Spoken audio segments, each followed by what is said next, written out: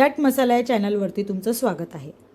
सध्या जगात सगळ्यात जास्त चर्चा होत आहे ती म्हणजे इराण आणि इस्रायल यांच्यातील संघर्ष। हे दोन देश अनेक वर्षांपासून एकमेकांचे विरोधक आहेत। इस्रायलला नेहमीच भीती वाटत आली आहे की इराण भविष्यात अण्वस्त्र तयार करू शकतो। जर असं झालं तर मध्य पूर्वेचा संपूर्ण पॉवर बॅलन्स बदलू शकतो। म्हणून इस्रायलने अनेक वेळा इराणच्या सैन्य ठिकाणांवर गुप्त कारवाया केल्या। मिसाईल हल्ले, ड्रोन हल्ले आणि सायबर हल्लेही झाले।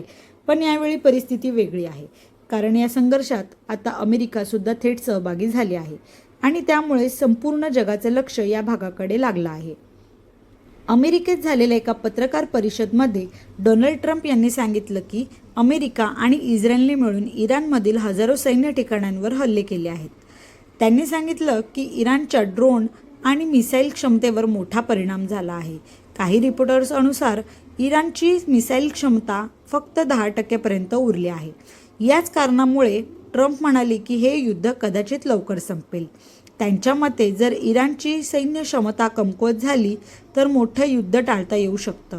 याच संघर्षात अलीकडे एक धक्कादायक घटना समोर आली।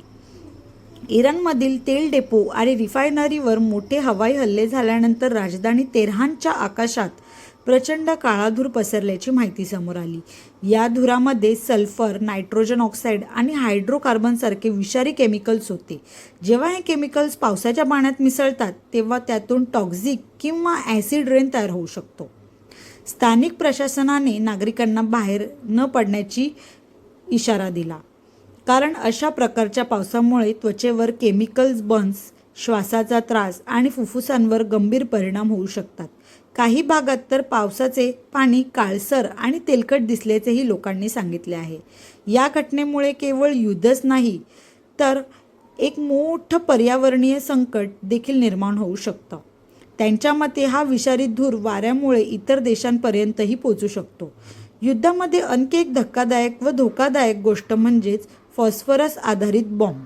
हे बॉम्ब हवेत फुटल्यानंतर जळणारे कण पावसासारखे खाली पडतात आणि जिथे पडतात तिथे तीव्र आग लागू शकते। यामुळे इमारती, झाडे आणि मानवाच्या त्वचेवरही गंभीर जखमा होऊ शकतात। या संपूर्ण संघर्षात एक अतिशय महत्त्वाचा मुद्दा आहे तेल। मध्य पूर्वेत एक समुद्री मार्ग आहे ज्याला म्हणतात स्ट्रेट ऑफ हॉर्मुझ। हा जगातील सर्वात महत्त्वाचा तेल मार्ग आहे। जगातील जवळपास 20% तेल या मार्गातून जातं। जर युद्ध वाढलं आणि हा मार्ग बंद झाला तर पेट्रोल आणि डिझेलचे दर जगभरात वाढू शकतात। भारतासारख्या देशांवर याचा थेट परिणाम होऊ शकतो। आता इथे एक वेगळीच चर्चा सोशल मीडियावर चालू आहे। काही लोक असं म्हणतात की काही महिन्यांपूर्वी जगभरात जेफ्री एप्स्टीन प्रकरण खूप चर्चेत होतं। त्या प्रकरणामध्ये अनेक मोठ्या लोकांची नावे समोर येऊ शकतात अशी चर्चा होती। पण अचानक लोकांचं लक्ष या विषयावर हटून या युद्धावर गेलं। म्हणून काही लोक म्हणतात की असा प्रश्न विचारत आहेत की हे फक्त योगायोग आहे का, की लोकांचं लक्ष दुसरीकडे वळवण्यासाठी मोठ्या बातम्या समोर आणल्या जात आहेत।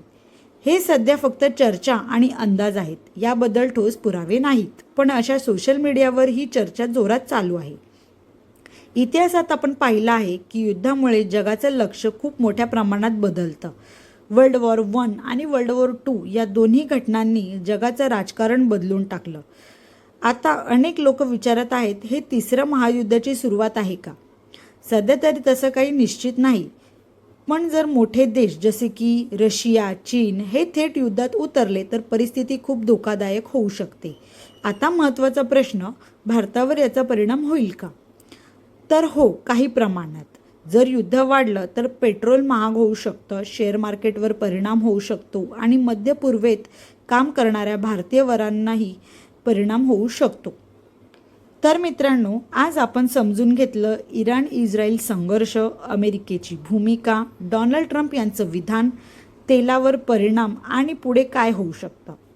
पुढील काही दिवस जगासाठी खूप महत्त्वाचे असणार आहेत। त्यामुळे तुम्हाला काय वाटतं, हे युद्ध खरंच लवकर संपेल का, की परिस्थिती अजून गंभीर होईल? तुमचं मत कमेंटमध्ये नक्की सांगा आणि अशाच सोप्या भाषेत जगातील मोठ्या बातम्या समजून घ्यायच्या असतील